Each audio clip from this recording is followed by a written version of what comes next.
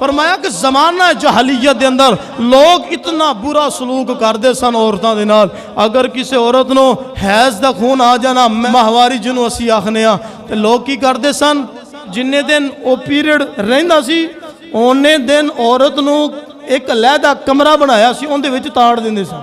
और इन्नी बेकदरी होंदी सी कि जनाब रोटी जिवें कुत्तियां नूं सट्टी दिंदी ना, एवें कमरे च सुट्टदे सन। अज औरतां निकल के सड़कां ते मेरा जिसम दे मेरी मर्जी दे नारे लाउंदियां ने। इन्हां पता नहीं हैगा नई तारीख की है, इन्हां पता नहीं हैगा कि तुहानूं जिहड़ी इज्जत मिली है मेरे नबी दी आमद दी वजह तो मिली है। अज तुसीं नारा लाउंदियां मेरा जिसम मेरी मर्जी, तुहाडी तां औकात ऐसी जमाना जहलीयत तुहानूं तां पैदा ही नहीं होण देंदे सन।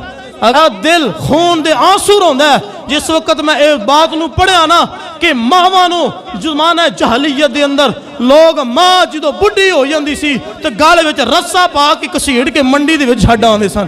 कयामत नहीं और इदों वधी किहड़ी गल हो सकदी है। ये मेरा ते तेरा नबी सोना लजपाल आया जिन्हें आके दस्या हैगा ए लोगो मां दी कदमां थल्ले जन्नत है, मां प्यो दे चेहरे नूं वेखना मकबूल, हज ते उमरे दा सवाब है।